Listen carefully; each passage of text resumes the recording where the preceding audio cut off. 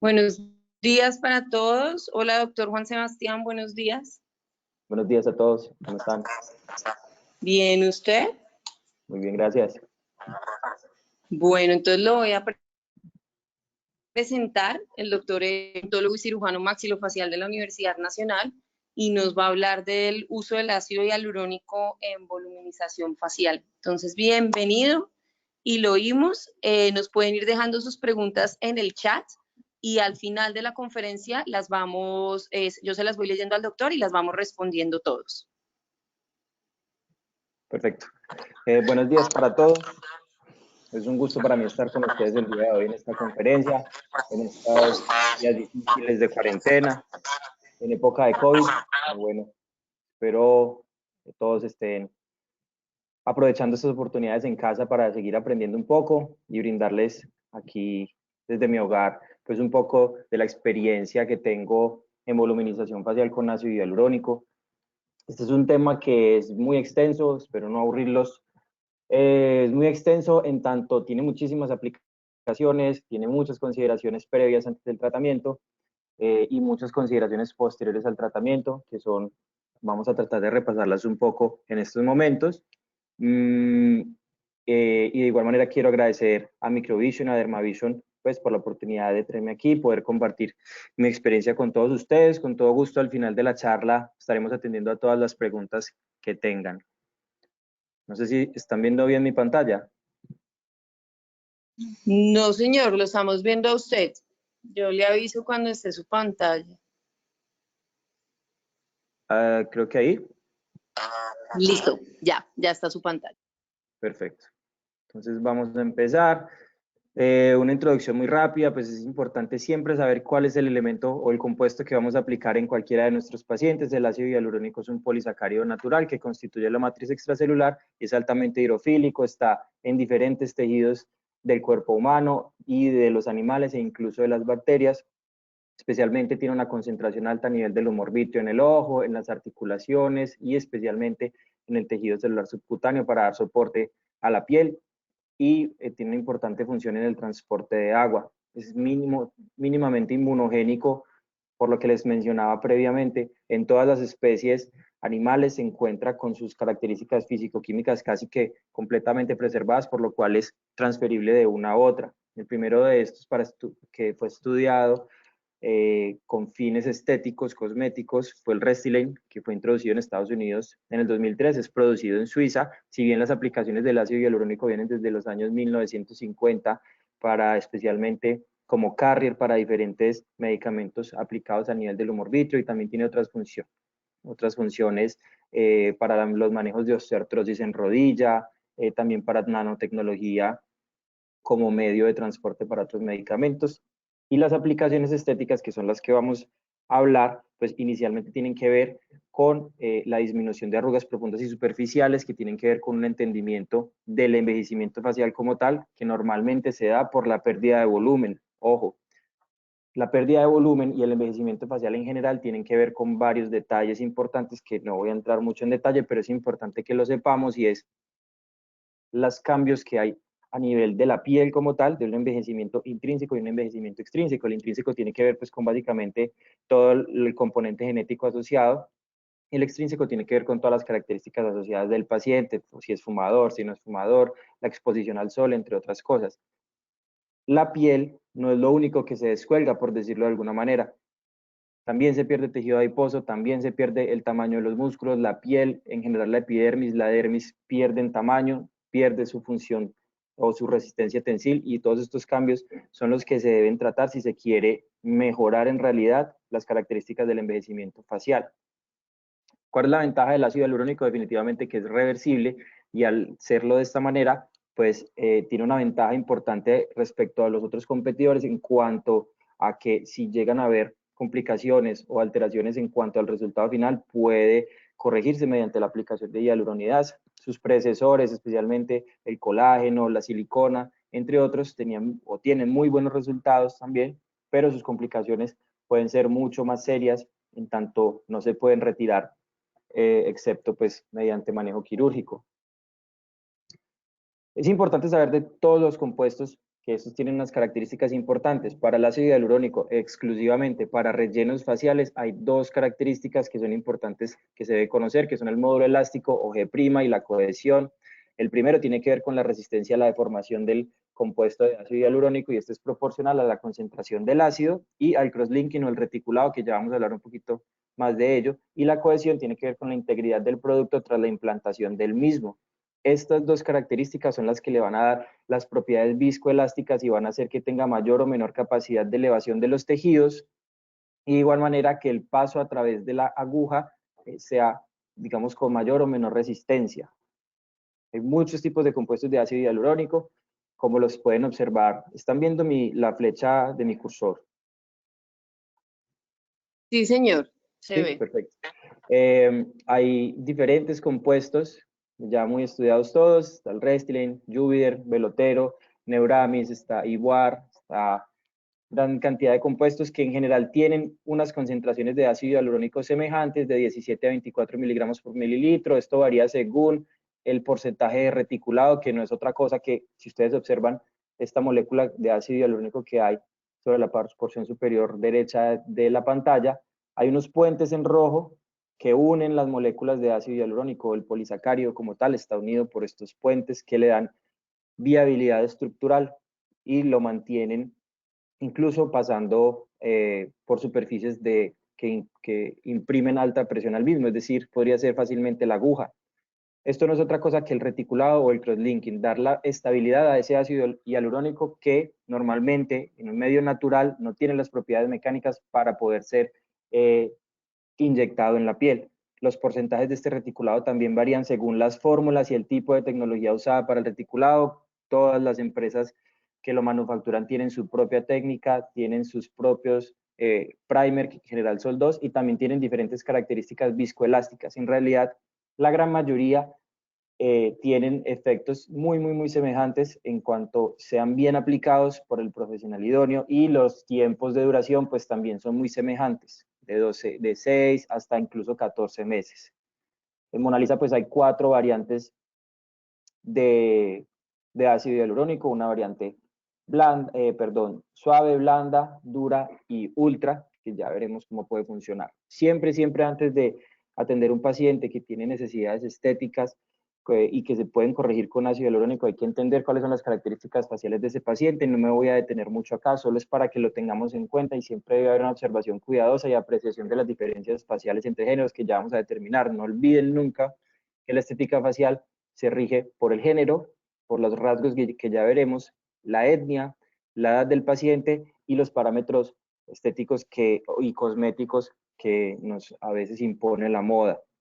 En general, la feminización facial consiste en redondear ángulos que están de pronto muy agudos, pasarlos de manera más obtusa para mantener siempre la proporción de la cara, pero es importante que tengamos en cuenta también que no solo estamos tratando la cara, todo es un conjunto, y en general hay que mantener como una cohesión entre el volumen facial y el volumen corporal. Esto depende pues básicamente de un análisis de tercios y quintos faciales simétricos. Muy rápidamente, las diferencias por tercio faciales importantes a tener en cuenta: a nivel frontal, el hombre tiene pues una frente mucho más plana respecto a la mujer, que es más convexa y tiene una transición más curvilínea sobre el dorso nasal. De igual manera, la implantación de las cejas en los hombres siempre está a nivel del reborde superciliar, y en las mujeres siempre está o a nivel los 2/3 más mediales o superior al reborde superciliar, y el tercio más lateral de la ceja siempre está más superior que el reborde superciliar. A nivel del tercio medio, el diámetro transverso del hombre a nivel de las eminencias malares es mucho mayor, en las mujeres es mucho menor, pero la proyección y el volumen o lo que se puede observar en la proyección anteroposterior de la eminencia malar de las mujeres es mayor respecto al hombre. Las bases alares en la mujer son mucho más delgadas en cuanto a anchura respecto al hombre, y la punta de la mujer tiende a ser un poco, tiende a tener algo de supratip normalmente.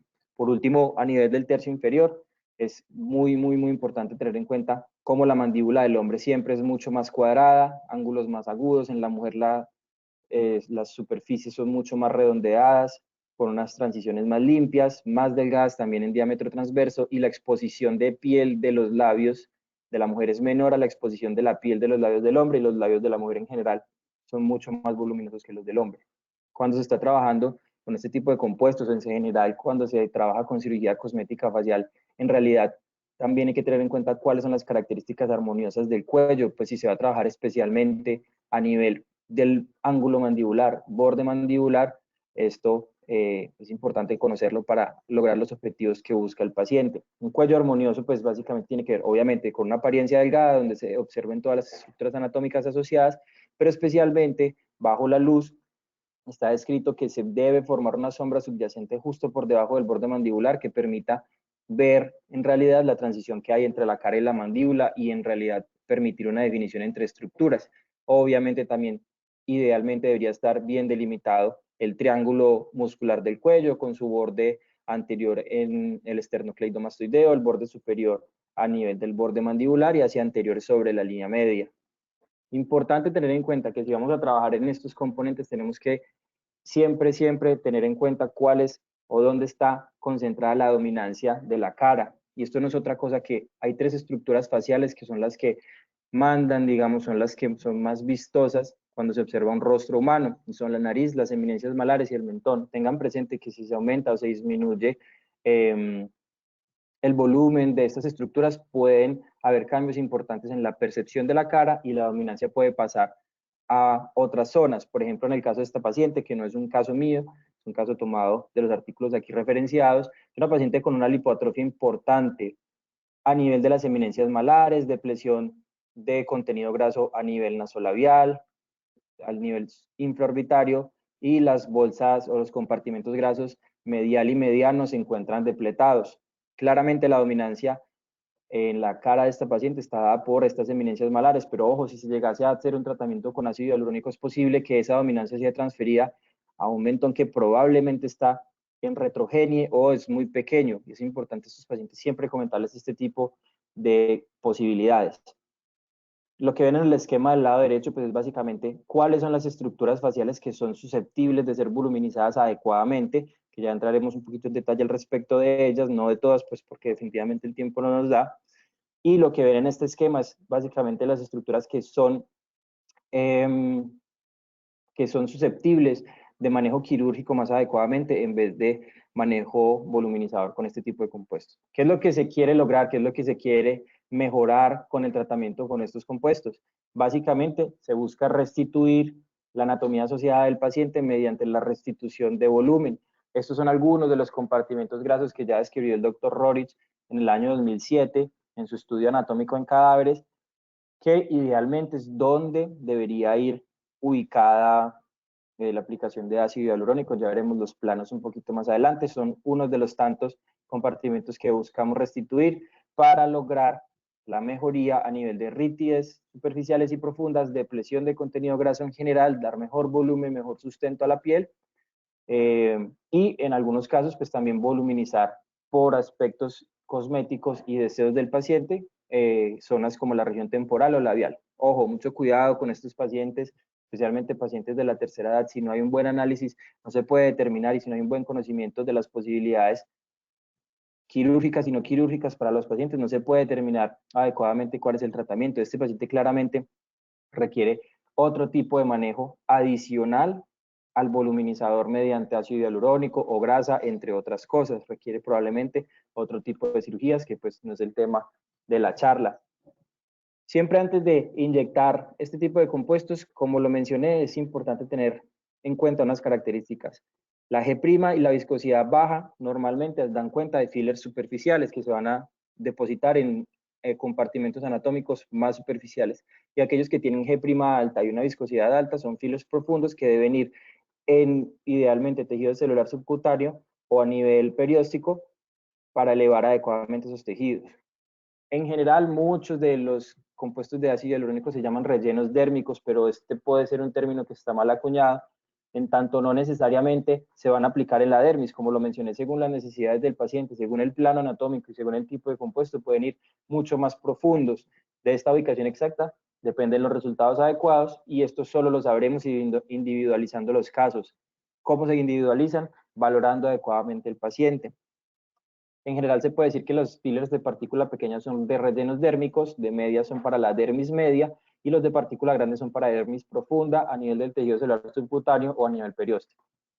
Yo creo que es la parte más importante de este tipo de tratamientos, porque aquí es donde se determina si vamos a lograr o no lo que el paciente quiere. Entonces siempre es importante preguntar qué es lo que busca el paciente, cuál es su motivación, o está motivado de pronto por algún familiar que tuvo algún tratamiento semejante, o definitivamente está inconforme con su rostro, y qué es lo que necesita. Esto es la evaluación objetiva, clínica y fotográfica de este tipo de pacientes. Y ahora, teniendo en cuenta lo anterior, se puede determinar si el paciente tiene unas expectativas realistas o no. Observen, por ejemplo, este caso, no es un caso mío nuevamente, es un caso extraído de artículos, donde es una paciente que presenta un aumento de volumen en general a nivel del tercio medio, su porción inferior, y el tercio medio definitivamente por un aumento en la laxitud de la piel, el descenso asociado por la gravedad, pérdida de contenido graso, especialmente a nivel nasolabial, herniación de las bolsas adiposas suborbitarias, entre otros detalles que definitivamente con ácido hialurónico se le debe decir, no se van a corregir en su totalidad y no se van a dar los resultados que ella quisiera. De igual manera, pacientes con anomalías dentofaciales, en este caso de clase 2, acuden a consulta solicitando tal vez una rinomodelación, pues les incomoda un poco su jiba nasal, o un aumento de mentón dada la posición retrognática de la mandíbula. Nuevamente, piensen ustedes si llegase a aplicar ácido hialurónico a este nivel, cómo se aumenta la dimensión anteroposterior de este puente nasal, que también está descrito, tiene unas dimensiones que son parámetros de belleza importantes, pese a que podríamos estar disminuyendo la visibilidad de esa jiba nasal, pero pues no necesariamente disminuir la aparición de esta jiba aumentando el puente nasal va a ser lo adecuado para ella. Y lo mismo para este mentón, y justo viendo este tipo de oclusión, claramente una oclusión de clase 2, donde el paciente va a requerir otro tratamiento que también es cosmético, estético, por decirlo de alguna manera, pero es más funcional, como lo es la cirugía ortognática. O pacientes definitivamente de pronto no tan entrados en años o con características genéticas más benévolas, que no presentan cambios tan graves como el primer paciente en tanto al envejecimiento facial, que pueden de pronto tener algo de quejas de respecto a las ritides frontales, de pronto depresión importante del surco nasolabial, de las comisuras labiales, entre otros detalles, o pacientes jóvenes que no tienen mayor reparo en decir que simplemente quisieran un aumento de volumen labial, porque pues simplemente, y hay que decirlo también, la moda pues está imponiendo ciertos parámetros estéticos que no necesariamente son los por los que nos debemos regir. Esto también es importante decírselo al paciente. Pacientes que necesitan no necesariamente solo volumen, tal vez algo de definición, o tal vez no lo necesitan, y es importante comunicarlo al paciente.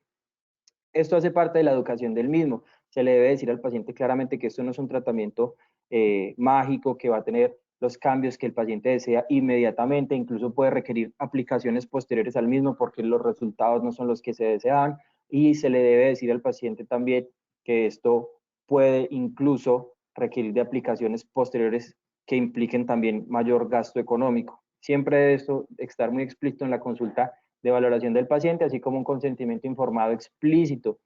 Y esto tiene que ver mucho con lo que vamos a ver más adelante respecto a las complicaciones del paciente. Pueden ser devastadoras tanto para el clínico y especialmente para el paciente, en tanto no se conozca la técnica y no se sepan reconocer con inmediatez para saber derivar o solucionarlas.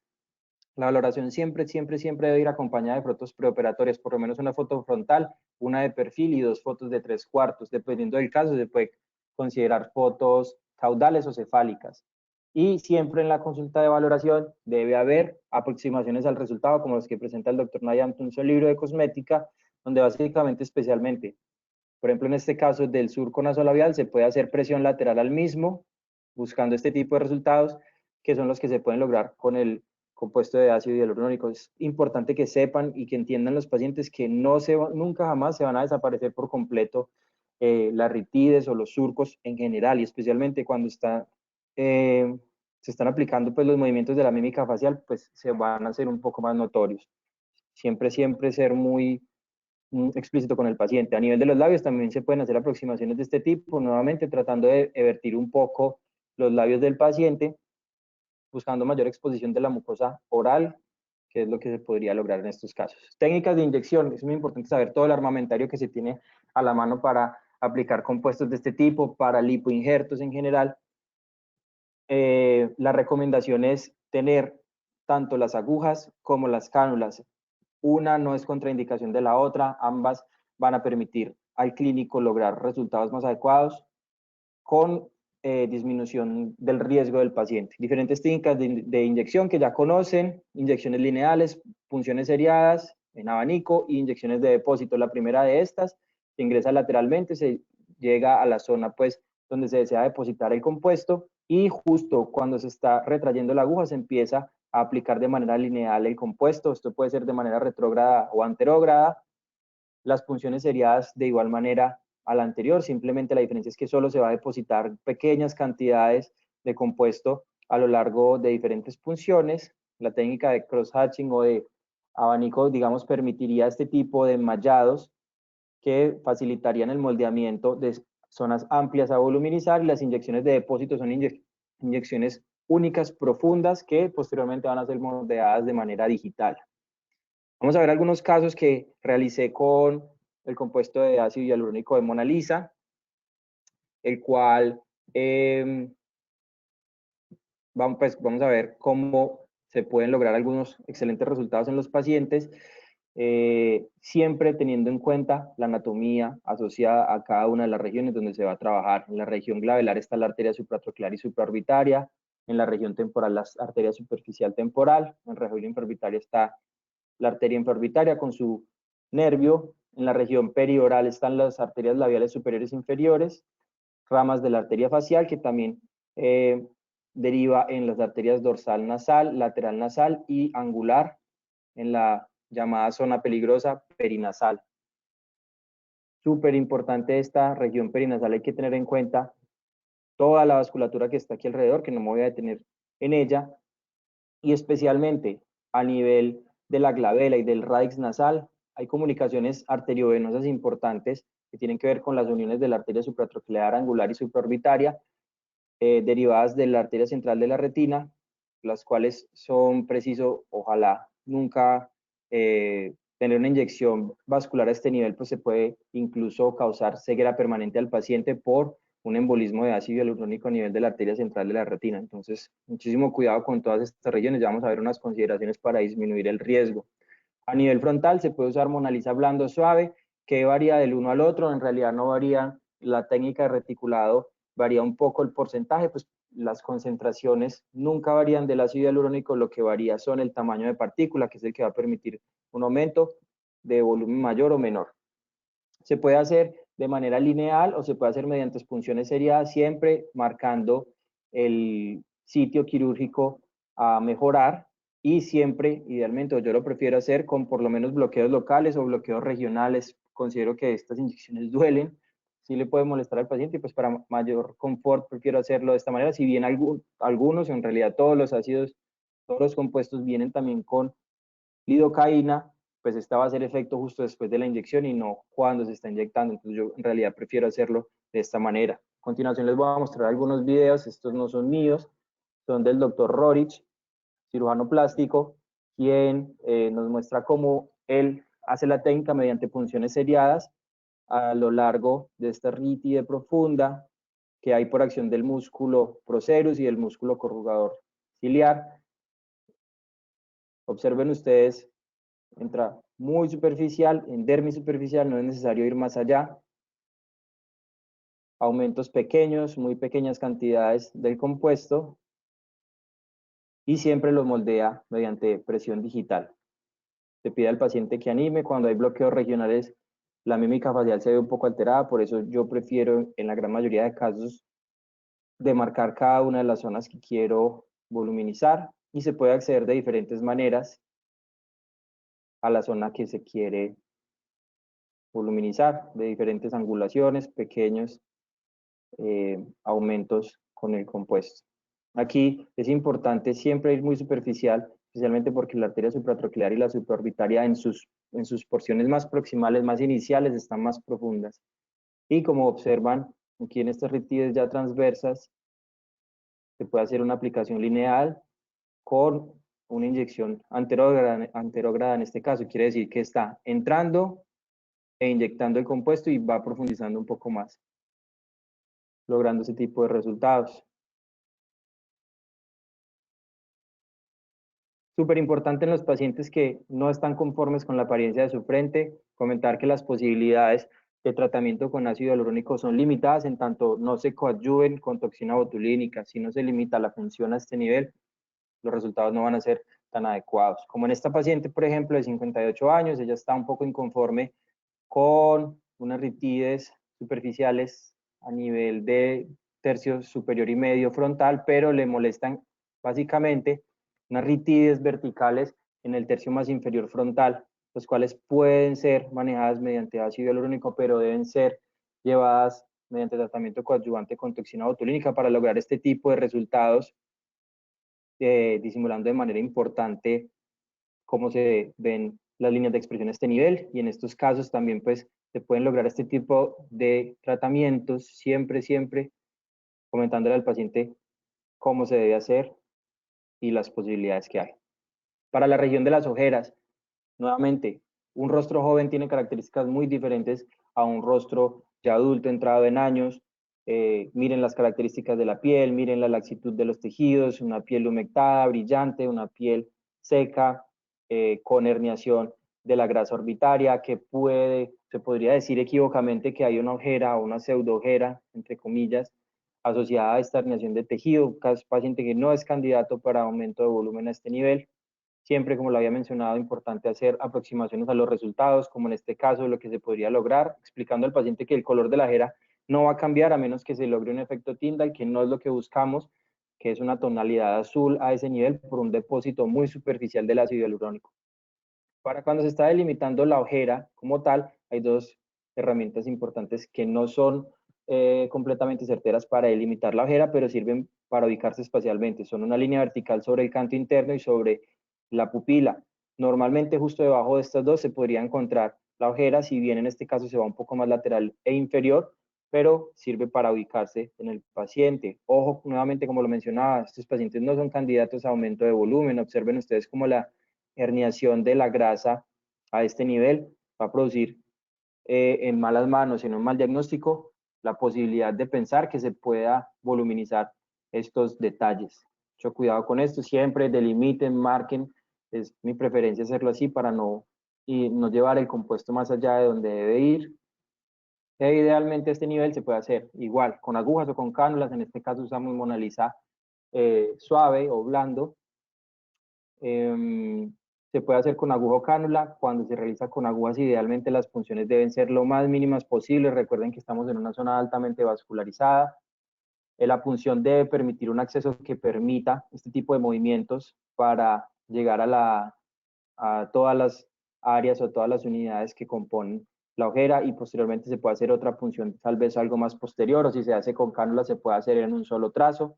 Siempre mostrar al paciente, idealmente si así lo quieren, mostrar al paciente las diferencias entre un lado tratado y el lado no tratado para que ellos puedan observar qué es lo que se está logrando. En muchos casos, cuando se muestra solo el antes y el después, los pacientes no logran detallar las diferencias. Este es un antes y un después inmediato, posoperatorio inmediato de la aplicación. En este paciente se aplicaron 0.75 mililitros entre las dos ojeras de Mona Lisa blando, y logrando este tipo de resultados ya a la semana de tratamiento. Para el aumento de labios se puede usar Mona Lisa suave, duro. En algunos casos hay especialistas que usan ultra o las formulaciones más viscosas del ácido que estén usando. Digamos que esto no es una camisa de fuerza, se pueden usar la formulación que se desee. Esto depende mucho de la experticia del clínico y la capacidad de manejar el ácido en los diferentes planos anatómicos, pero la recomendación es, en este caso, suave o duro. Ojo con los pacientes con falsas expectativas, pacientes nuevamente con anomalías dentofaciales que quieran de pronto mimetizar un poco estos detalles al respecto, pero que puedan tener otro compromiso funcional de mayor índole. Siempre informarle a los pacientes, no darles expectativas falsas, porque en definitiva, si bien es un tratamiento cosmético lo que buscan, nosotros como clínicos tenemos la obligación de brindarles lo mejor, y lo mejor siempre va a ser lo que corrija no solo la estética, sino también la función.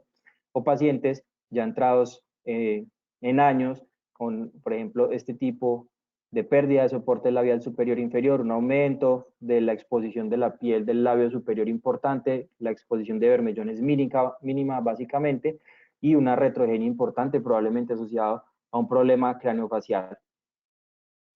Para el aumento del labio siempre es importante tener en cuenta la anatomía de los labios. Sé que la conocen, no me voy a detener mucho en ella. Quiero que observen de manera importante que la piel del labio, pues obviamente tiene las columnas del filtrum, y quiero que observen que no necesariamente el filtrum es simétrico de un lado al otro. Se le debe mostrar al paciente siempre que las angulaciones no necesariamente son las mismas y se podrían modificar en cierta medida, pero lo que buscamos siempre en estos tratamientos es mejorar la anatomía que ya tiene el paciente, exceptuando pues casos que donde haya habido trauma de tejidos blandos o patologías sindrómicas que pues definitivamente la morfología se encuentra alterada. Recuerden ustedes que la delimitación de la piel del labio respecto al bermellón propiamente dicho pues está dada por el white roll o línea blanca, cuya definición permite una bonita transición entre una zona anatómica y la otra, y que el arco de Cupido idealmente siempre tiene como esta forma, se describe en la literatura, de una M perezosa, la porción superior pues de la M, y tener en cuenta también, en general se considera que el labio superior puede tener 3 eminencias o 3 prominencias sobre él, que son anatómicamente estéticas, bonitas, y son las que debemos enaltecer mediante este tipo de tratamientos. Aquí solo les estoy mostrando una, la porción central, que es objeto de voluminización con estos compuestos, y a nivel del labio inferior, pues hay 2 eminencias, 2 protuberancias sobre la línea media al lado y lado, que son los primeros elementos que se deben enaltecer con estos tratamientos. No necesariamente todos los pacientes, como les mencioné, necesitan volumen, algunos solo con contorno pueden tener un tratamiento adecuado. Miren la calidad de estos labios, unos labios en general gruesos que con definición pueden tener más que suficiente. Siempre iniciar a nivel de la M que les mencioné, del arco de Cupido. Aquí el aumento debe ser en dermis superficial, idealmente con ácido hialurónico de tipo suave o duro si se están usando Mona Lisa, o dependiendo pues del compuesto que usen, para continuar después con las vertientes más laterales, tanto del labio superior como del labio inferior. Ojo en estos pacientes que tienen labios muy delgados, con una anatomía muy bonita, pero labios muy delgados. Siempre se debe conversar la cantidad de material que se puede requerir para lograr el aumento que el paciente quiere. O ténganlo por seguro que una paciente con estas características labiales, labios tan delgados, con una sola jeringa de ácido hialurónico no va necesariamente a lograr el objetivo que ella busca, y se debe conversar desde un inicio, porque son los pacientes que llegan mal informados después a los controles solicitando, entre comillas, garantía, y fue en realidad porque no se pudo conversar adecuadamente la cantidad de material que requeriría para su tratamiento. Cuando se va a dar volumen, entonces, ya en los labios como tal, como les mencioné, se inicia por las zonas anatómicas relevantes ya mencionadas. Con la mano no operadora pues se sostiene el labio, buscando que la aguja quede comprendida entre los 2 dedos, índice y pulgar, y se pueda delimitar la zona sobre la cual se está aplicando el relleno. Se debe continuar después de lograr el aumento de las zonas anatómicas importantes, se debe continuar, se puede hacer mediante funciones seriadas o aplicaciones lineales, como prefiera el operador, siempre teniendo presente que aquí lo importante es depositar el ácido justo por encima de la musculatura orbicular de los labios, y esto es complejo en tanto es una sensación táctil que se va adquiriendo conforme se van haciendo tratamientos. Ojo, en la zona de las comisuras nunca se debe aplicar ácido hialurónico para evitar una deformidad de labios de pato, que básicamente es cuando el paciente se ve como si tuviese los labios tanto superior como inferior vertidos completamente. No es estético, no es bonito. Mucho cuidado con la aplicación de ácido a este nivel. Siempre, no solo para los labios, para el resto de zonas anatómicas, realizar masajes a fin de mimetizar de pronto pequeños aumentos que se sientan con forma anómala respecto al resto, para lograr resultados como este tipo. En este caso usamos Mona Lisa suave, la denominación gris, unos labios bonitos en forma, anatomía bonita en general. Se logra un aumento de este tipo con una jeringa completa. Es una paciente que no tenía necesidades importantes pues de aumento. Para quienes somos poco quisquillosos, aquí se puede observar un poquito que faltó un poco de volumen a este nivel para darle simetría respecto al lado izquierdo. Eso sucede con mucha frecuencia y no hay ningún problema en tanto el paciente siempre sepa y esté informado que puede requerir pequeños aumentos posteriores al tratamiento. especialmente el labio que se dematiza tanto después de 1 o 2 inyecciones, es difícil darle con el balance de inmediato. Y logrando pues estas mejorías en cuanto a la angulación nasolabial, mentolabial y esta proyección de labios. Este es otro video del doctor Rorich. Para quienes gusten de esta literatura, con todo gusto se las puedo enviar, donde muestra cómo, mediante el uso de otro compuesto, modifica el código de barras, que es un término denominado pues para las arrugas periorales asociadas a la contracción del músculo orbicular de los labios. En este caso hace aplicaciones lineales. Recuerden, en el caso anterior hizo funciones seriadas para lograr mimetizar, para disimular todas las arrugas periorales a este nivel.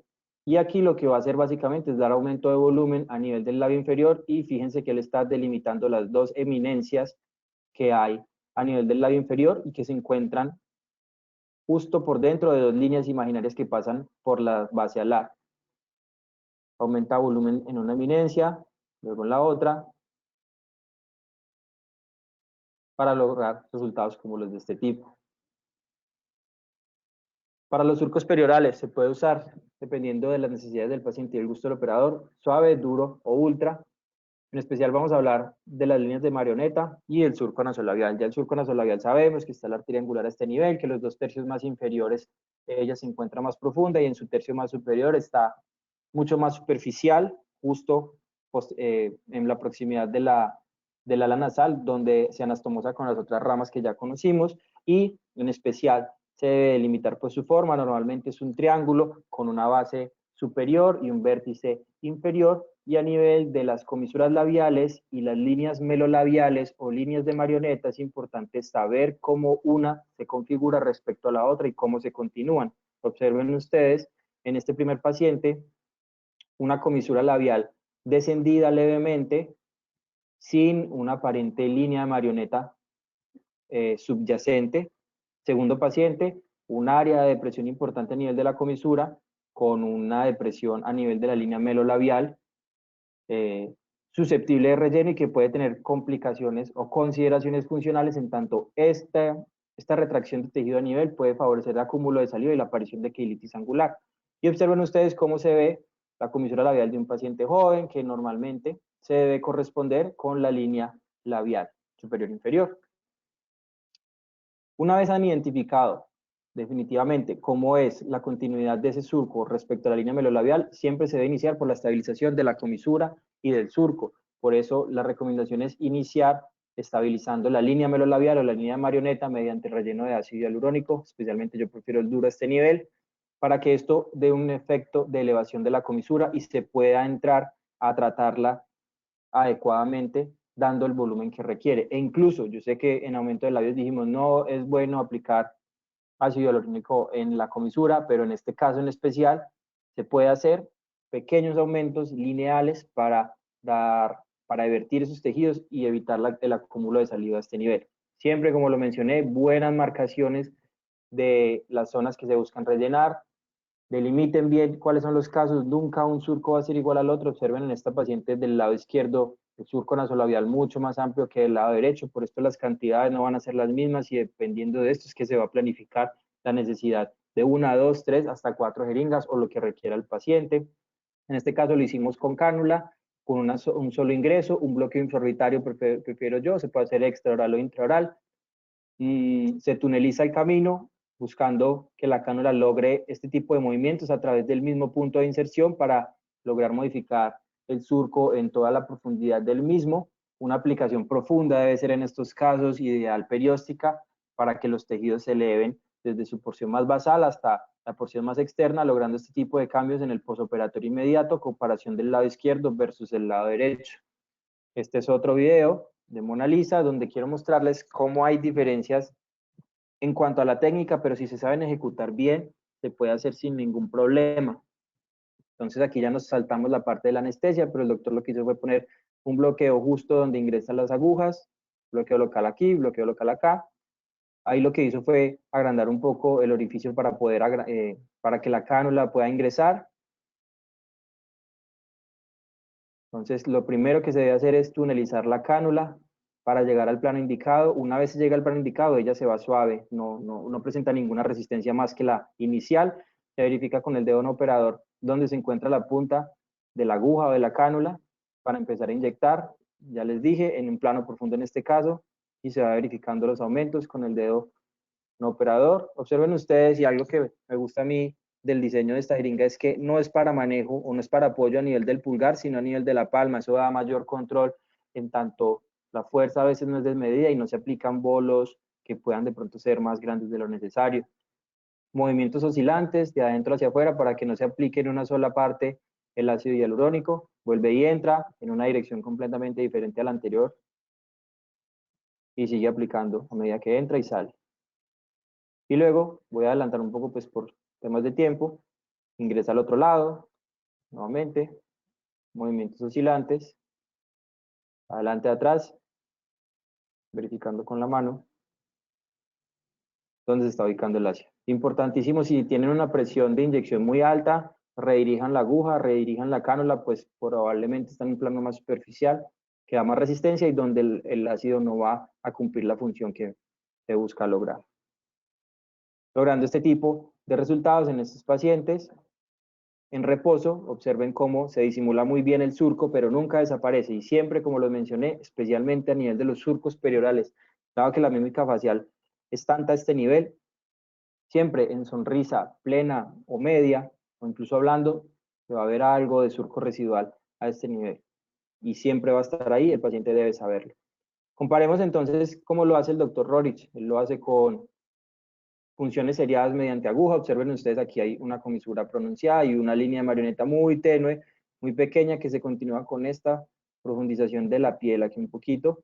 Entonces lo que va a hacer básicamente es funciones seriadas, aplicación de ácido en diferentes puntos, pequeños aumentos, no como en el anterior que eran aumentos mucho más grandes, obviamente era un área mucho más grande.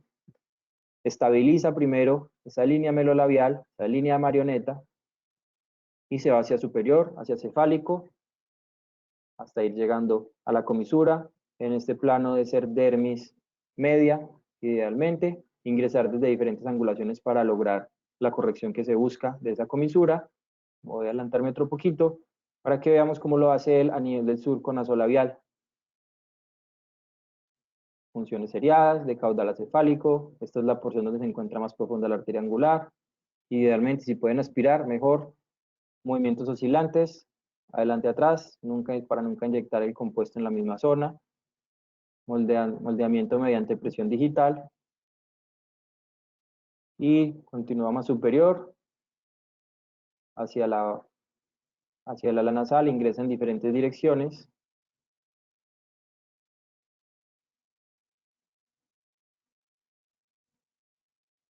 Como pueden ver, para lograr. Por último, finaliza, miren, con una profundización importante de ácido. Aquí el soporte es vital, por eso la aplicación debe ser profunda y logra este tipo de mejoría en los pacientes. Por último, el tema no tan agradable de este tipo de compuestos y ahorita que están en furor, no solo el ácido hialurónico, sino en general la cirugía estética, cosmética, facial, las complicaciones. Debo decir que para realizar este tipo de procedimientos se debe estar listo también para solventar la gran cantidad de complicaciones y algunas muy devastadoras que puede haber en este tipo de procedimientos. Algunas leves, otras muy graves, algunas clasificadas como tempranas en menos de 14 días, otras clasificadas como tardías después de 14 días o retardadas más allá de un año. Ya vamos a ver un poco al respecto de ellas y de su manejo muy a grandes rasgos. Aquí me disculpo por algunas fotografías, me las enviaron mis pacientes después de haber hecho diferentes procedimientos con ácido hialurónico, pues por eso la calidad no es la mejor. En este primer caso, una equimosis, una complicación temprana menor a 14 días, posterior al aumento de labios en esta paciente con ácido hialurónico tipo Mona Lisa. En este caso usamos el duro, la denominación rosada. Me comuniqué con la paciente, afortunadamente no tenía un hematoma propiamente dicho, solamente la equimosis. Se solucionó al cuarto día con compresas tibias y algo de masaje, afortunadamente. Este es un caso, me facilitó la doctora Linda Vargas, que le llegó a ella, no es de su consulta, no lo realizó ella, le llegó a ella para solucionar la complicación, donde observamos necrosis cutánea a nivel de la punta nasal y del ala nasal derecha asociada a la rinomodelación a este nivel. Yo conozco gente que lo hace y lo hace muy bien, la rinomodelación, pero considero que definitivamente la nariz debe ser operada si se quieren lograr los cambios a futuro estables e ideales en ella. Esta es una de las tantas complicaciones y afortunadamente podría decir que una necrosis muy leve a lo que se puede tener en otros casos como en este que requirió incluso manejo mediante un injerto de piel parcial con las consideraciones a futuro que va a tener esta nariz que nunca va a ser igual porque esta piel nunca es igual a la piel de la cara, no tiene las características sebáceas y pues también hay pérdida importante de los componentes más profundos de la nariz que son los que en definitiva dan soporte. Otras complicaciones no tan graves, los nódulos pueden ser tardíos o tempranos, en este caso posterior a la aplicación del ácido hialurónico se observa este tipo de aparición de partículas inflamatorias que responden en general muy bien a la aplicación de corticoide intralesional tipo triamcinolona, 2 a 3 aplicaciones es lo que requiere, si no resuelve posterior a ello, pues es importante decirle al paciente que hay que hacer manejo quirúrgico y extraerlos como ya veremos. Este es un caso mío que afortunadamente resolvió sin ningún problema tras la aplicación de seriada de triamcinolona. Y estos casos que les voy a presentar no son míos, son del doctor Nayamtu, lo extraje del libro de él, espero ojalá nunca me pasen, por ejemplo, de granulomas, complicaciones tardías, en este caso a nivel de eminencia malar, que requiere una excisión quirúrgica del mismo con las consideraciones que va a tener en la estética de este paciente, esta cicatriz que nunca la tuvo antes, o en este paciente, mala aplicación del ácido hialurónico a nivel de la ojera, con este tipo de complicaciones que requirió un acceso quirúrgico incluso a nivel subciliar para retirar el compuesto y nuevamente con las consideraciones que esto tiene para el paciente en cuanto a morbilidad y en cuanto a la estética de su cara posteriormente. Siempre quien lo vaya a hacer, como lo digo, debe estar en la capacidad de solventar todo este tipo de complicaciones, resolvérselas al paciente y lo más importante, comunicárselas desde el principio. Por eso siempre lo mejor, bueno, antes de ello, se ha reportado en la literatura y yo he tenido un par de casos en los cuales el paciente me llama después de la aplicación, especialmente en labios, me dice, doctor, tengo como un fueguito. Y sí, definitivamente está escrito en la literatura que los pacientes que ya han tenido infección por virus herpes tipo 1 puede tener reactivación del proceso posterior a la aplicación de ácido hialurónico. Es importante, si se determina esto en la anamnesis, se debe dar una profilaxis al paciente, idealmente 3 días antes de la aplicación del procedimiento. Se puede hacer con aciclovir sin ningún cambio, o si se da después del procedimiento, el manejo no debe cambiar. Igualmente, aciclovir por 7 a 10 días. Y esto, afortunadamente, no tiene ningún efecto en cuanto al resultado final del paciente. También se le debe dar importancia a esto y darle tranquilidad al paciente para que no desespere en ese sentido.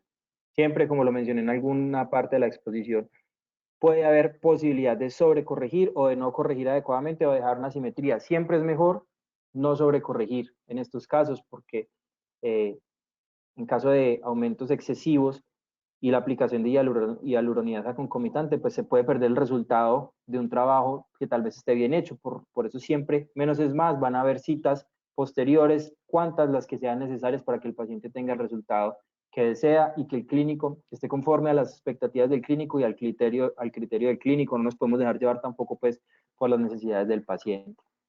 Lo mejor siempre va a ser entonces la prevención. Esto tiene que ver mucho con dónde vamos a aplicar el producto, cuáles son las características del mismo.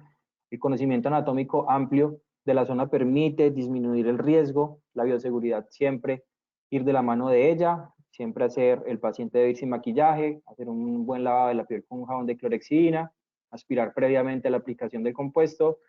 Si se siente una alta presión de inyección se debe redirigir la aguja y si se ve isquemia durante la aplicación, siempre se debe detener el procedimiento, pasar a realizar masaje intenso en el área que estuvo isquémica mediante compresas tibias y probablemente considerar y siempre tener un frasquito de hialuronidasa en el consultorio, pues puede ser necesario actuar con inmediatez, especialmente en los pacientes donde se ha visto casos de cegueras permanentes.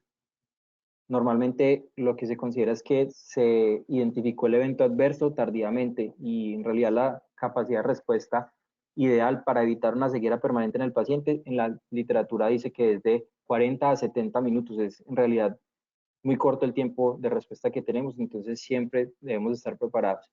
El uso de agujas de bajo calibre o cánulas o usar las dos, dependiendo de la zona donde estemos trabajando, puede disminuir el riesgo y lograr los resultados que queremos. Los movimientos oscilantes ya les expliqué por qué son importantes, y la técnica de inyección se debe usar según la composición y la zona anatómica a trabajar.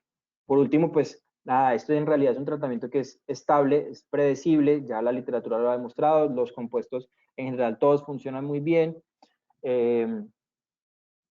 ¿Cómo se hace más predecible la técnica? Con el conocimiento anatómico y del producto.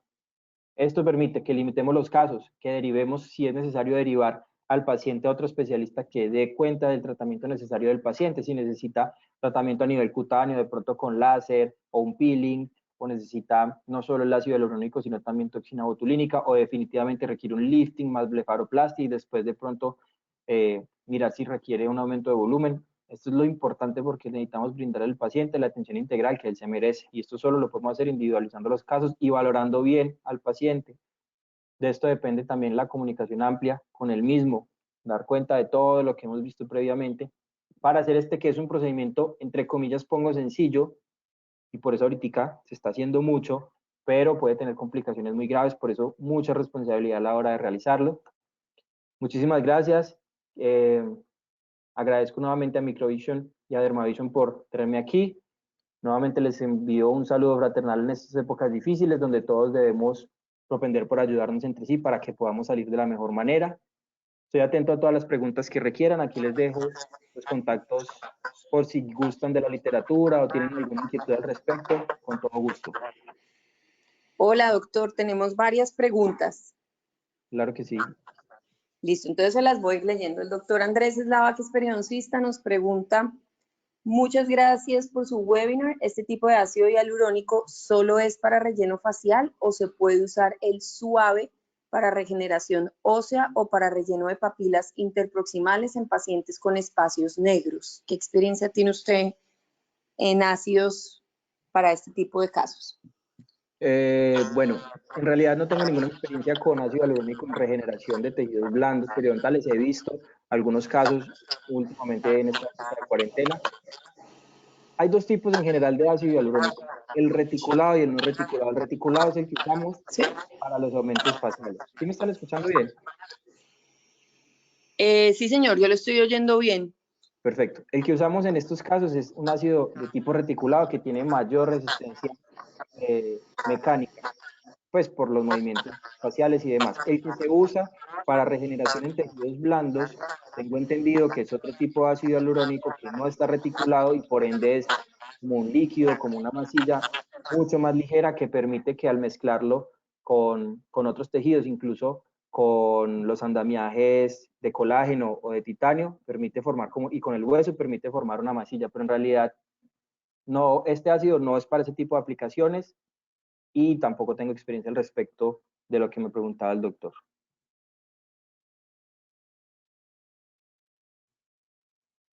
Hola. Aquí estoy. Bueno, tenemos que investigar un poquito más de eso para aplicación de periodoncia y les estaremos contando. Aquí tengo otra pregunta. La doctora Malva Bastidas nos pregunta: cuando hay que hacer retoques y no se necesita gastar toda la jeringa, ¿usted las reembaza? No, no la reembaso normalmente. Se puede hacer. Personalmente yo a veces dejo un poquito, no me gasto es decir, por ejemplo, para el caso que les mostré de la paciente del aumento de labios, no me gasto completamente la jeringa, dejo un poquito si es necesario para los retoques posteriores. Se puede envasar, sí, pero no es lo ideal. Y cuando se hace, debe hacerse, pues obviamente con las adecuadas medidas de bioseguridad. Listo, el doctor Camilo Mosquera nos pregunta: excelente conferencia, doctor, gracias por compartirnos su experiencia. ¿Qué recomendaciones nos puede dar para manejar la asimetría en el tamaño de los labios cuando un hemilabio es un poco más delgado que el contrario?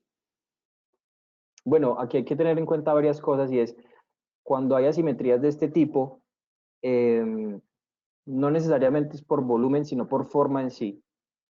esas asimetrías semilabiales pueden estar asociadas a otro tipo de cosas, traumas faciales, asimetrías esqueléticas, síndromes craneofaciales, entre otras cosas. Entonces hay que ver primero si la asimetría está necesariamente por volumen, se puede corregir mediante la aplicación de estos compuestos u otros compuestos o grasa, lo que sea. Si definitivamente es una asimetría de forma, se puede considerar un tratamiento quirúrgico, dependiendo de la necesidad del paciente, o una mimetización mediante el ácido hialurónico. Bueno, aquí tenemos otra pregunta que nos hace David Giraldo. Dice, doctor, ¿hay alguna contraindicación en el uso de ácido hialurónico por temas asociados a la salud del paciente? No, en realidad las contraindicaciones tienen que ver es con la zona anatómica donde se va a aplicar. Es decir, si hay una infección activa o hay alteraciones cutáneas evidentes en la piel, pues no se debería aplicar el ácido hialurónico.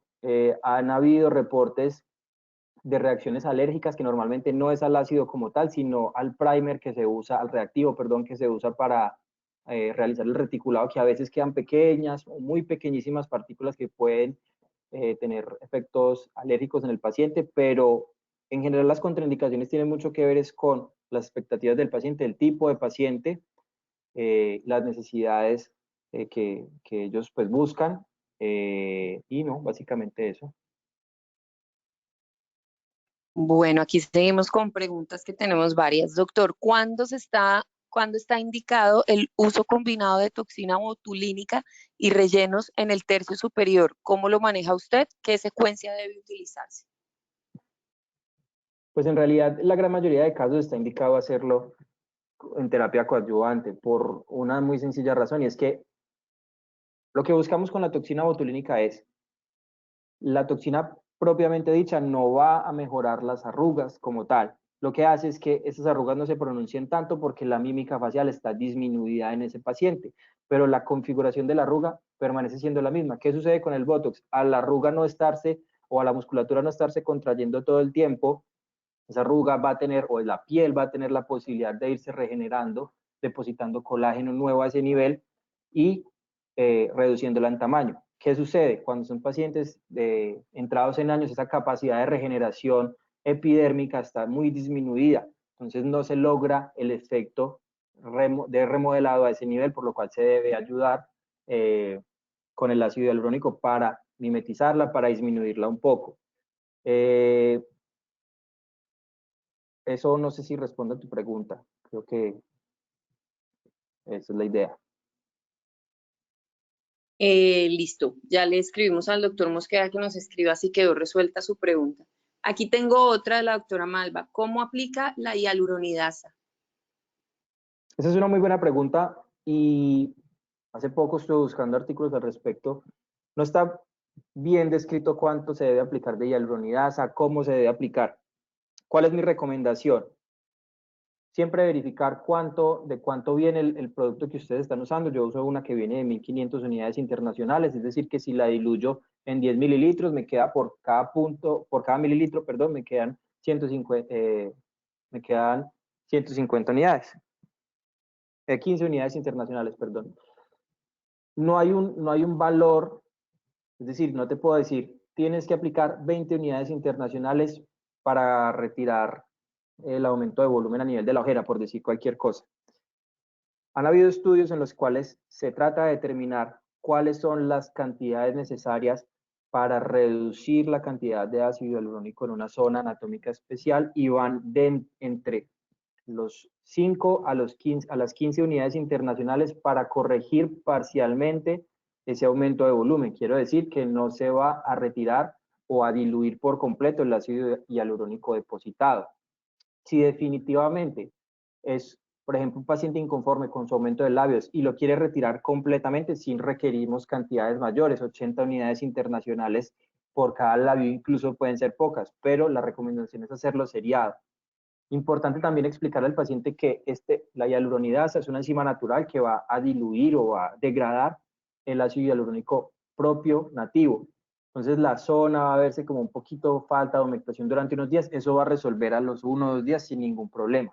para redondearte, si quieres hacer corrección de pronto de una pequeña zona donde el ácido, el paciente no está muy inconforme, se pueden hacer pequeños aumentos seriados de 5 a 15 unidades hasta 20 unidades en la zona donde se aplicó el ácido.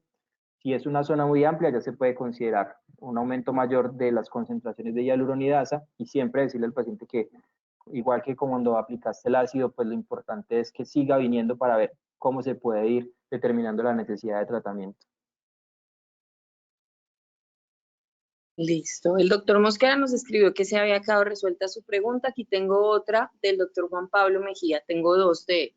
Buenos días, doctor Morales. ¿En qué casos usted preferiría realizar lipotransferencias y no ácido hialurónico?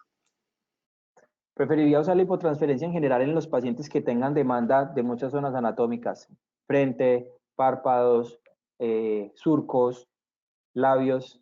Cuando son múltiples requerimientos faciales, definitivamente prefiero la grasa. ¿Por qué?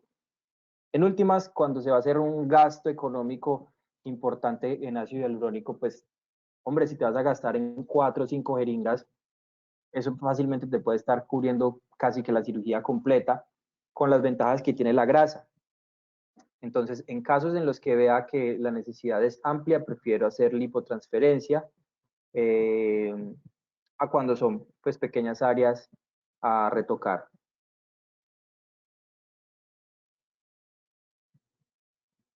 Listo. Aquí tenemos otra que dice, ¿quién cree que es el especialista más indicado para la colocación de este tipo de productos?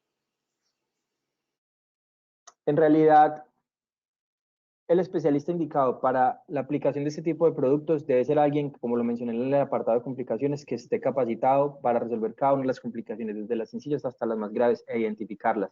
Si no, si el especialista no está en la capacidad de, por ejemplo, ingresar al espacio orbitario, o a la zona de la ojera, de eminencia malar o de la frente, incluso quirúrgicamente hablando, para retirar lo que sea que deposito ahí, no necesariamente es ácido hialurónico, puede ser grasa, puede ser silicona, un implante de silicona en mentón, en eminencia malar. Si no está en capacidad de resolverlo o identificar, por ejemplo, signos de isquemia a nivel ocular con inmediatez, no debe hacer este tipo de procedimientos.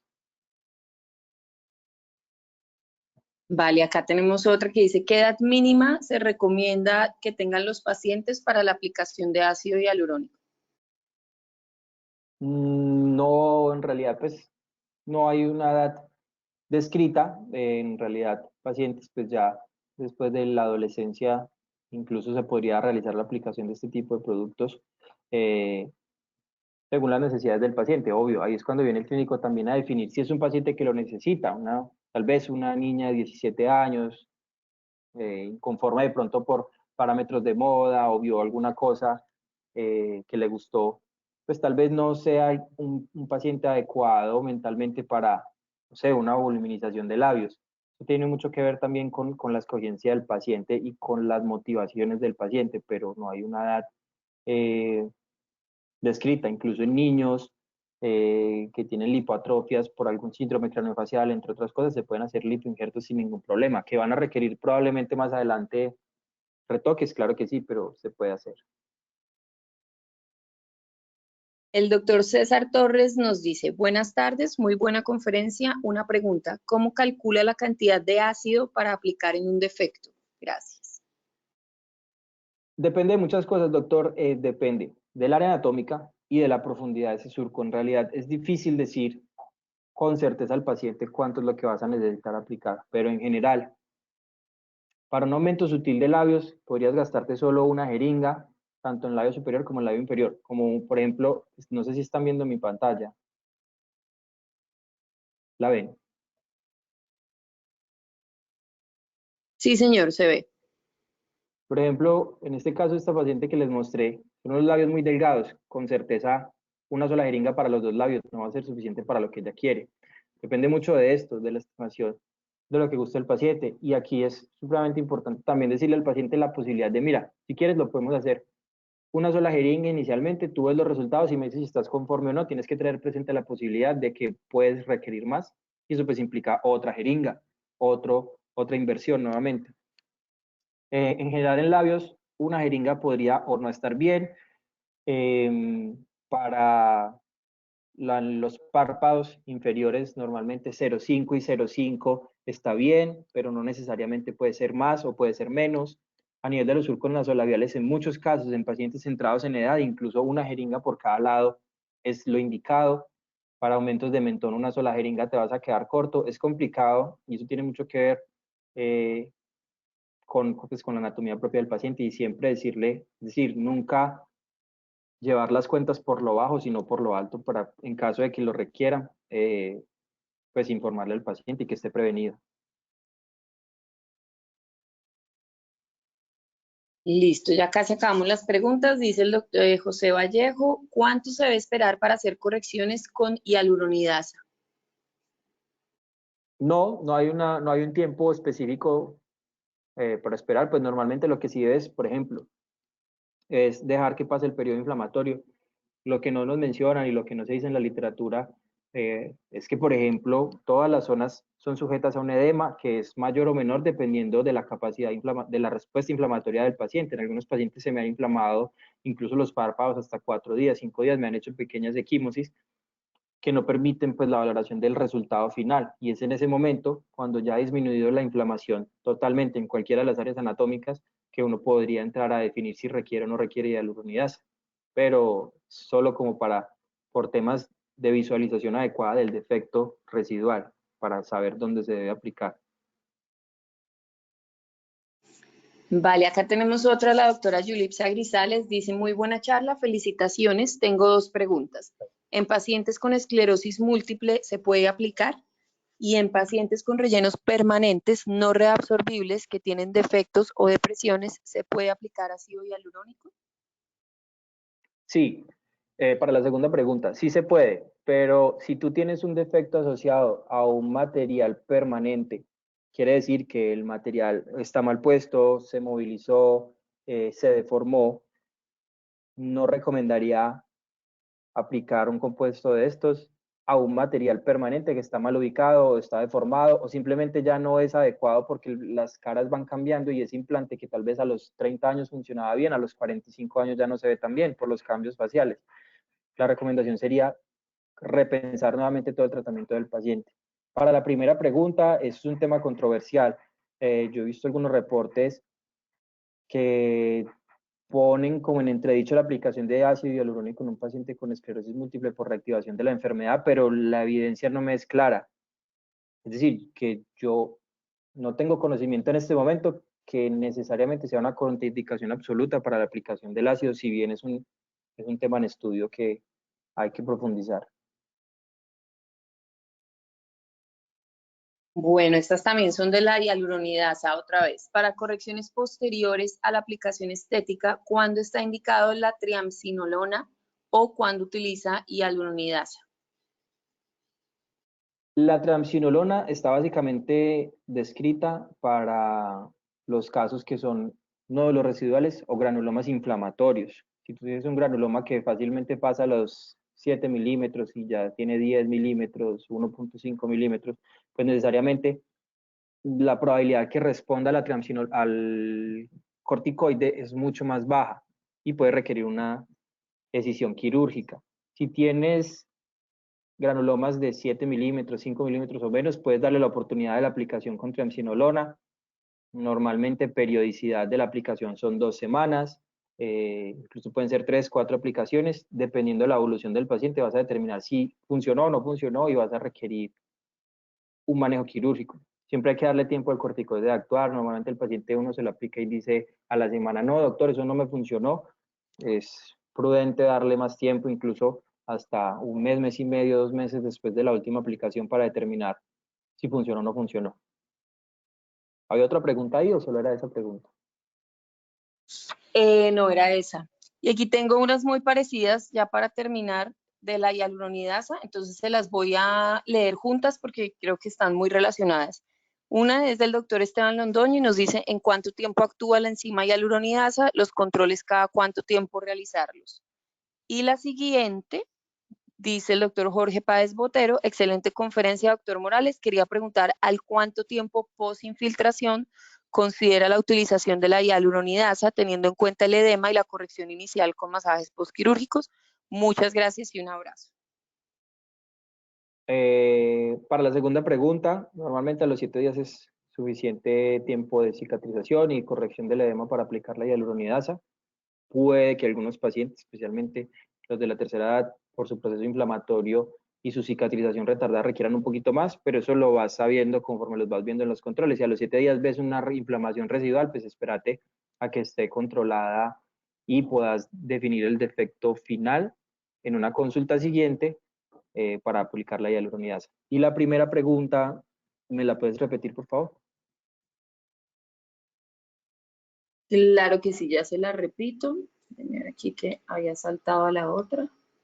Dice, ¿en cuánto tiempo actúa la enzima hialuronidasa? ¿Los controles cada cuánto tiempo deben realizarse? El ácido hialurónico normalmente en la piel se degrada de 1 a 3, 4 días. Lo degradan diferentes enzimas. La principal es la hialuronidasa, también la glucuronidasa, entre otros. La hialuronidasa debes darle por lo menos ese tiempo de acción, de 1 a 2, 3, máximo 4 días para ver el resultado. Recuerda que la hialuronidasa se inyecta, entonces el paciente se va a inflamar otra vez. Y también tienes que darle el tiempo a que se desinflame para poder ver al cuánto tiempo va a mejorar. Normalmente, pues no lo vas a estar citando a los 2 días, tal vez a los 5 días, cada 5 días, 7 días. Eso ya depende de, pues hay pacientes que son algo más pacientes que otros y también pues de la confianza que hay entre el clínico y el paciente para que él entienda estos procesos. Listo. Termino la última pregunta y hago una observación que nos hicieron. La última pregunta es ¿con qué intervalo se puede colocar Botox y ácido hialurónico o se puede hacer simultáneo? Se puede hacer simultáneo. Los intervalos pues tienen que ver básicamente con las consideraciones del ácido que pusiste en cuanto al volumen y del Botox que pusiste. Se sabe que la reabsorción va a ser aplicada para los dos, tanto para la toxina botulínica como para el ácido hialurónico. La reabsorción, hay unos tiempos estipulados en la literatura que van de 6 meses hasta los 14 meses o un poquito más en cuanto al ácido hialurónico. En cuanto a la toxina, incluso pueden ser 3 meses, 6 meses, 8 meses, que son como los intervalos que tienes que tener en cuenta. Ahora bien, hay pacientes que definitivamente todo el tiempo tienen, es decir, la mímica facial está súper aumentada respecto a otros que casi no tienen tal vez expresión facial. En estos pacientes, claramente, tanto el hialurónico como el Botox va a durar mucho menos. Entonces son cosas que se les deben comentar al paciente también en aras de buscar que el producto dure un poco más de tiempo. Los intervalos tienen que ver básicamente, pues no menos de 6 meses, idealmente para la toxina botulínica, no menos de 6 a 8 meses, y el hialurónico ya dependiendo de cómo vayas viendo que se está reabsorbiendo, pero es muy paciente dependiente. Vale, y lo último nos hacen una observación el doctor Jorge Páez que nos dice, tengo una observación con respecto a la edad mínima de aplicación y es que en Colombia la realización de procedimientos estéticos en menores de edad está reglamentada y no se puede realizar a menos que tenga alguna alteración funcional o la estética sea tan alterada que crea algún problema de aceptación social. Eso es cierto, pero no es una contraindicación absoluta en tanto, por ejemplo, hay pacientes menores de edad que se operan la nariz, por ejemplo, procedimientos estéticos en general, y sí, totalmente válido, totalmente de acuerdo con el doctor. Es cierto esas consideraciones que hay que tener en cuenta. Bueno, y ahora sí la última que me acaba de llegar porque me parece interesante y es, buenas tardes, ¿cuál sería un signo de alarma para aplicar la hialuronidasa de manera inmediata? Debes estar muy pendiente del paciente. Normalmente cuando hay en la zona peligrosa signos de alarma son la isquemia, un dolor intenso a nivel perinasal o a nivel ocular, dolor intenso, pérdida parcial o total de la visión, inflamación del ojo, proptosis, básicamente eso es en cuanto a las urgencias orbitarias. En las otras zonas anatómicas, pues normalmente están más asociados a isquemia de los tejidos o dolor que no controla con medicamentos. Listo, doctor. Muchísimas gracias por su tiempo, por haber aceptado la invitación. Muchísimas gracias a todos los que asistieron. Si tienen alguna pregunta el doctor pues nos dejó sus correos y sus redes, o a través de las redes de Microvision o Dermavision también podemos seguir solucionando más preguntas. Muchísimas gracias a todos, feliz tarde, muchas gracias doctor nuevamente. Muchas gracias a Muy buena ustedes. su conferencia. Con ustedes nuevamente. Espero les haya gustado. Vale, feliz tarde. Igualmente. Hasta luego.